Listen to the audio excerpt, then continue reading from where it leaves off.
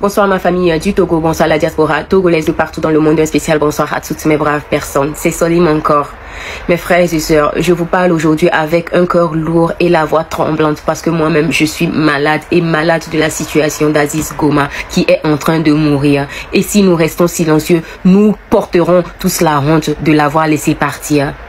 Vous le savez déjà, Aziz Goma est un prisonnier politique togolais détenu depuis 2018. 8 longues années derrière les barreaux, loin de sa famille, loin de sa liberté, pour simplement avoir osé aider des jeunes qui ont défendu la justice et la liberté. Il est l'un des rares prisonniers politiques officiellement condamnés. La majorité des autres n'a même jamais été jugé. Comme je vous le disais dans une autre vidéo, voici les démarches menées par Aziz Goma depuis sa cellule de prison, depuis 8 ans de détention arbitraire.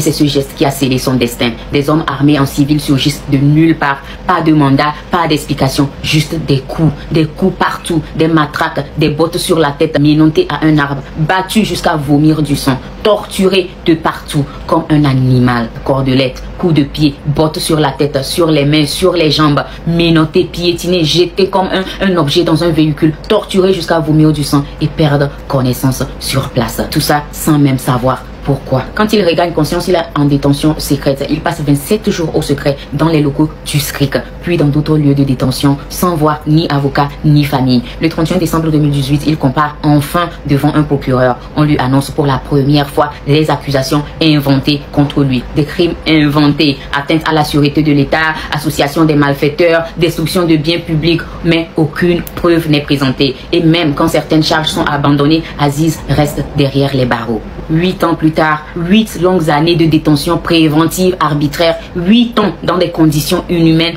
surpopulation, insalubrité de la prison, malnutrition, isolement prolongé, privé de soins alors qu'il a perdu l'usage de ses jambes à cause des tortures. Il montre même ses blessures, mais rien n'est fait. Son avocat, eh bien, il n'en aura pas avant octobre 2020, près de 2 ans après.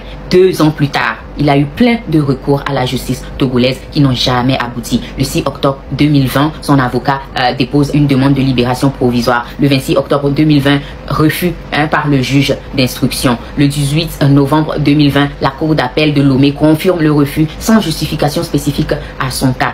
Le 20 novembre donc 2020, après qu'il dénonce devant un juge les tortures subies, la chambre d'accusation ordonne une enquête officielle pour torture. Mais 2 ans plus tard, aucune enquête n'a été menée. Le 14 juin 2021, il dépose donc une plainte formelle contre 14 agents du SCRIC, 14 et de l'USIG pour des actes de torture. Le 6 août 2021, certaines charges contre lui sont abandonnées, dont atteinte de la sûreté de l'État, mais il reste en prison. Le 4 avril 2022, nouvelle demande de libération pour raison médicale rejetée, sans explication écrite. Le 14 septembre 2022, il obtient le droit de consulter son médecin, mais à 2 reprises, donc en novembre et le 5 décembre 2022, l'administration pénitentiaire l'empêche d'aller au rendez-vous, malgré les décisions de justice. Il a fait plusieurs démarches internationales. En 2021, plusieurs titulaires de mandat de l'ONU adressent une lettre au gouvernement togolais pour dénoncer son traitement. Le 3 mars 2023, Freedom Now et le cabinet McCool Smith déposent une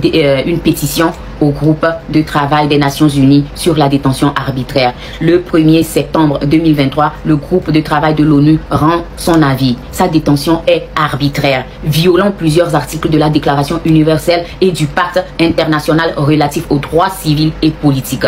Il demande donc la libération immédiate d'Abdul Aziz Goma, mais rien n'est fait par le gouvernement togolais.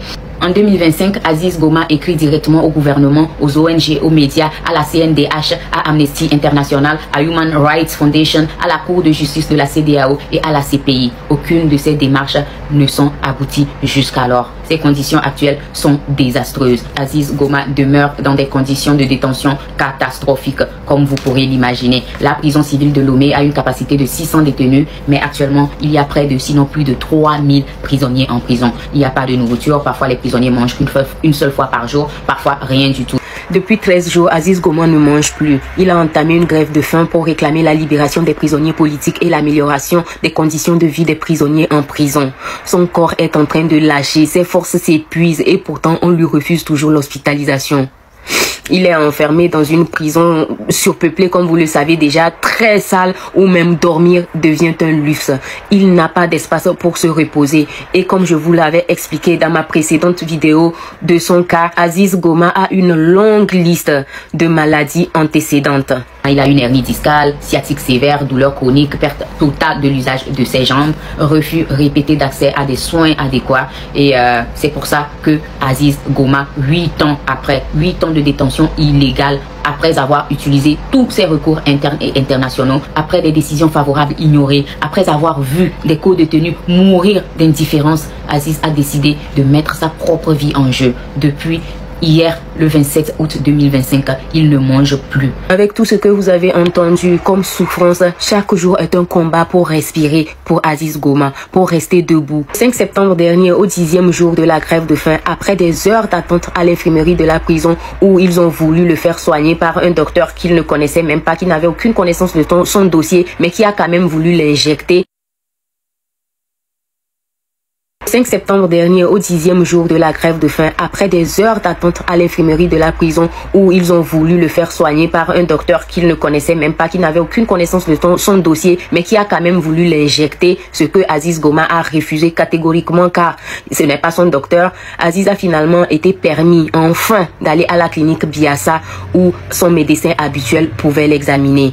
Son médecin a demandé des examens, des scanners, on l'a placé des sérums et le verdict était hospitalisation immédiate. Le médecin rédige même un décret d'hospitalisation. Mais l'agent qui avait été désigné pour accompagner Aziz Goma, non seulement il avait insisté pour rester dans la salle d'examen avec Aziz alors que le secret médical exige que même un prisonnier puisse parler en toute confiance à son docteur, ce qui a finalement été fait parce que le docteur a insisté que l'agent parte. Mais dès que le docteur annonce à l'agent qu'il va devoir hospitaliser Aziz Goma, l'agent refuse catégoriquement, soit disant que le responsable, c'était pas son rôle au fait. Donc il n'a pas reçu d'ordre de son responsable pénitentiaire. Refus alors qu'il sait très bien qu'Aziz Goma peut mourir à n'importe quel instant.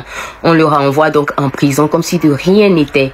Le lendemain, au 11e jour de grève, je crois, le responsable pénitentiaire lui-même va voir Aziz Goma pour l'informer qu'il ne sera pas hospitalisé à Biassa comme il le désire, mais plutôt à l'infirmerie de la prison ou au CHU. Alors qu'il vous suffit de voir la liste des détenus politiques et d'opinion et même des prisonniers en général de la prison civile de Lomé décédés au CHU pour comprendre que quelque chose ne va pas ou même que quelque chose de suspicieux se passe dans cet hôpital. Quand il s'agit bien sûr des prisonniers d'opinion et politique, les familles sont souvent laissées sans explication et sans rapport. Tous ceux qu'on transfère au CHU finissent souvent morts. 10 prisonniers politiques y ont perdu la vie. 4 décès rien que ces dernières semaines ou mois. Et encore la semaine dernière, 1 décès. Et l'administration pénitentiaire insiste, jamais Biassa, toujours le CHU. Pourquoi?